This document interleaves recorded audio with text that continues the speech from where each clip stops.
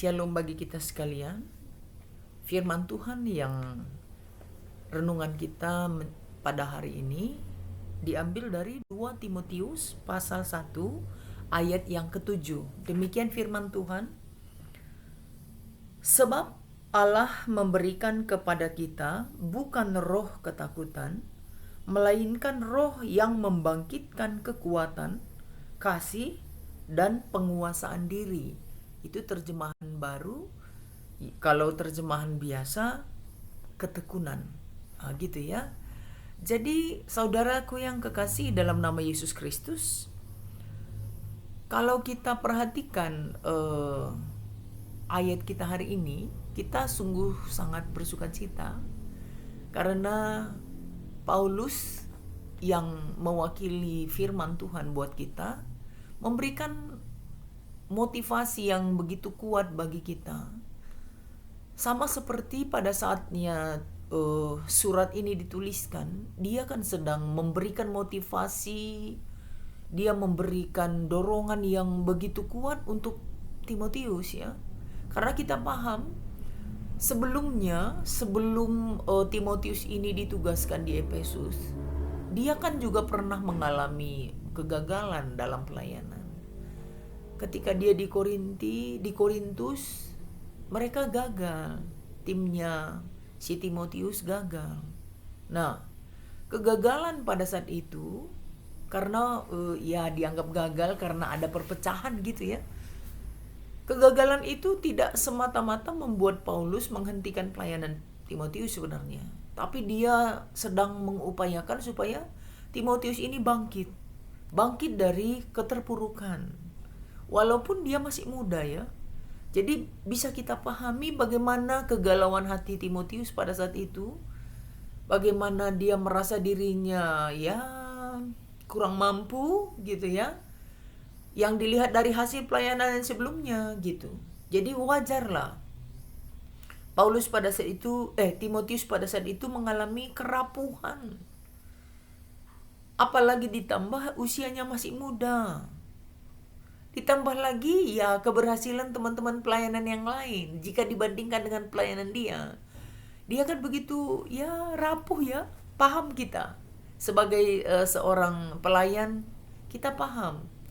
Nah, pada saat merasakan seperti inilah Paulus menyulut api pelayanan, api roh yang ada pada diri Timotius supaya jangan padam. Sehingga dia menuliskan suratnya sampai 2 kali sama Timotius. Kalau kita perhatikan perikop kita ini kan mempertahankan ketekunan gitu ya. Itu yang disuratkan atau dituliskan, dipesankan oleh Paulus kepada Timotius. Nasihat untuk bertekun supaya tetap si Timotius ini bertekun dalam pelayanannya. Walaupun punya pengalaman yang kurang menguntungkan lah kira-kira. Nah, jadi tulisannya ini ya tetaplah berkobar. Milikilah ketekunan, persistence itu, gigih, tetap, teguh, tekun gitu. Timotius diharapkan persistence. Tetap gigih. Apa caranya Paulus mengatakan itu? Apa dasarnya? Persis ayat kita ini. Sebab Allah memberikan kepada kita bukan roh ketakutan. Nah, di sini kan kita bisa pertanyakan ya, kenapa si Timotius ini diingatkan? Roh yang ada pada kita itu bukan roh ketakutan. Roh yang ada pada kita itu bukan sesuatu yang mengintimidasi kita, supaya tidak berkembang dan mengikuti arahan otak ini, menjudge diri sendiri, kurang berhasil, kurang bisa, kurang mampu, makanya jangan terima semuanya. Bandingkan dirimu dengan yang lain lebih bisa. Nah itu. Bukan roh yang seperti itu, yang selalu berbicara dan menyudutkan kita gitu.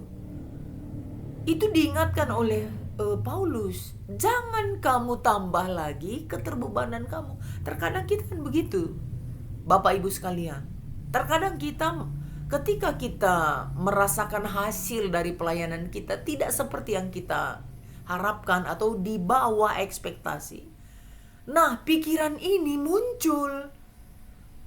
Roh yang diberikan Tuhan ini ketika tidak tepat sasaran, dikuasai oleh ketakutan kita, makin kuat dia menekan kita, mengintimidasi kita, menyalahkan kita, menyudutkan, merendahkan, menghina.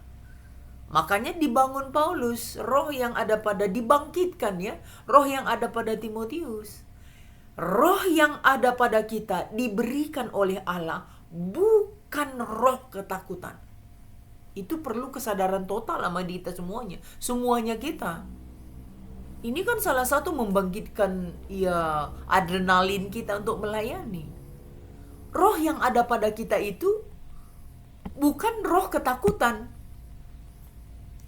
tapi roh yang membangkitkan. Membangkitkan itu kan membuat kita menjadi bergerak, move on, membuat kita menjadi berdiri, menjadi mampu melawan apa yang diintimidasikan sama kita. Dia kasih kita power, kekuatan, energi, ketahanan, kemampuan untuk bertekun. Itu roh yang diberikan Tuhan. Ya namanya roh dari Tuhan, ya roh Tuhan. Roh Tuhan itu roh yang membangkitkan. Kenapa ketika ada sama kita, dia mengintimidasi? Ada apa itu? Roh Tuhan itu cara kerjanya di semua orang sama. Kalau di Anda dia membangkitkan, di saya juga pasti membangkitkan. Kecuali sayanya sendiri yang tidak mau bangkit. Sayanya sendiri yang selalu terpuruk. Tidak mengizinkan roh itu menguasai saya. Atau tidak mengizinkan roh itu membangkitkan saya. Itu beda. Tapi kita diingatkan, disadarkan hari ini bahwa roh yang ada pada kita itu membangkitkan kekuatan kita. Jadi setiap orang yang sudah menerima roh itu sudah ada dan hidup dalam dirinya yang memberikan kekuatan penuh. Begitu kira-kira. Jadi tidak ada lagi ketakutan. Bukan juga merasa orang lain lemah ya, bukan begitu. Tapi merasa diri bisa gitu loh. Kata-kata atau kamus dalam diri kita, saya bisa, pasti bisa gitu loh. Kata-kata kekuatan, kata-kata harapan. Membangkitkan juga kasih. Jadi orang yang memiliki roh, kasih full dalam dirinya. Kasih atau mengasihi orang lain terindikasi dalam pelayanannya, perkataannya, perbuatannya. Jadi roh itu terjelma atau terasa di dalam kasih di hati yang ditunjukkan melalui perbuatan. Jadi dibangkitkan kasih itu kalau roh itu ada dalam diri kita. Jadi setiap orang yang memiliki roh, yang sudah diberikan roh oleh Tuhan, dia memiliki kasih kepada orang lain tanpa syarat. Jadi mengasihi tanpa syarat. Roh itu juga membangkitkan penguasaan diri. Kalau di terjemahan baru itu yang saya bilang tadi. Kalau di terjemahan lama, ketertiban gitu ya. Penguasaan diri, ketertiban. Kalau di dalam King James Version, sound mind. Sound mind artinya pikiran yang sehat. Jadi ketika roh berkuasa dan diam di dalam diri setiap orang percaya, pikirannya sehat, cara berpikirnya normal dan stabil, sehingga dia mampu menguasai dirinya. Kalau seseorang mampu menguasai dirinya, hidupnya pasti tertib, terencana, terkendali. Semuanya di bawah kendali keteraturan dari roh itu sendiri. Jadi setiap orang yang memiliki dan sudah menerima roh dari Tuhan, termanajemen hidupnya, teratur waktu-waktunya, cara pikirnya teratur. Semuanya penuh dengan planning, penuh dengan keterencanaan, seperti itu kira-kira. Jadi nggak gegabah. Semuanya dipikirkan menjadi yang lebih baik. Terevaluasi, termonitoring, terencana. Seperti itulah kira-kira jelmaan dari roh itu dalam diri setiap orang percaya. Nah, tidak takut, memiliki kasih, hidup terencana. Tertib sekali ya. Sangat tertib. Emosi terkontrol. Karena roh yang mengontrol. Kan begitu? Cara ucap terkontrol. Karena roh yang sudah mengontrol. Enak sekali hidup yang sudah dikuasai oleh Roh Kudus. Bapak, Ibu, Saudara sekalian, saya yakin roh itu sudah bekerja dalam diri kita. Ketika kita mengaku, ketika kita percaya dan mengaku Kristus Tuhan, di dalam kitab Filipi disebutkan, roh itu sudah termaterai dalam kita. Jika roh itu sudah termaterai sebagai bentuk bahwa kita dimiliki oleh Allah, kita wujudkanlah di dalam hidup yang punya power. Tidak takut, tidak gampang cemas, tidak gampang putus asa. Kuat, tekun, gigih, teguh, tetap, itu loh. Nampak kok dari setiap harinya. Kita kuat, banyak tantangan kita kuat.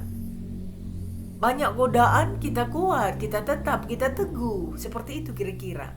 Memiliki kasih, orang lain merasakan kita hadir. Kehadiran kita dimiliki oleh orang lain. Menjadi bermanfaat buat orang lain. Hidup kita, iman kita berbuah. Penguasaan diri kita kuat. Sehingga kita bisa tetap lurus jalannya di dalam jalan Tuhan. Tuhan akan selalu menyertai dengan rohnya bagi setiap orang yang membuka hati untuk roh itu. Biarlah diri kita dipenuhi Roh Kudus dan selalu bersama dengan roh itu, bersama-sama, berjalan bersama-sama, sehingga kita merasakan hikmat, nikmat, dan sukacita setiap saat. Tuhan memberkati Bapak, Ibu, Saudara sekalian. Terima kasih. Shalom bagi kita.